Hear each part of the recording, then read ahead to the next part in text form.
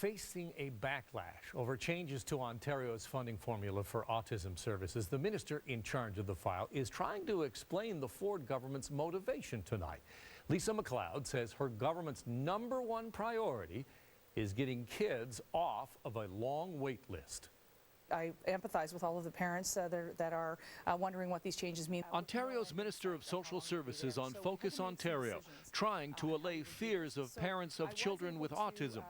The Ford government will change the way it funds services, giving money to families in an attempt to erase a long wait list. One of the best ways we felt that we could eliminate that wait list in 18 months is by directly funding Ontario parents, which is what they told us at consultations throughout the province, so they could get the service and they could be empowered and flexible in the services that they want for their children. The criticism is the government is giving the same amount of money to every family, regardless where their child is on the spectrum.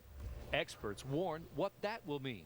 So for families who have children who are on the more extreme end of the autism spectrum, what that may mean for them is that they will not be able to access the level of intensity of evidence-based services that they need for optimal outcomes. This is the most fair, equitable, and sustainable approach we could come up with. Because But how do you say that to a parent with whose child is very far on the spectrum, and then there's a parent with, light on the spectrum, and you're saying, well, you both get the same amount of money? There's 23,000 children right now that are either waiting for a diagnosis or they're waiting for some type of service. That is not fair. The opposition says the new funding system is the opposite of fair. What this is going to do is basically pull funding away from families. Some kids that are getting service now are not going to be able to get service in the future. Lots of families are going to end up having to pay a lot more money out of their pocket, money that they just don't have.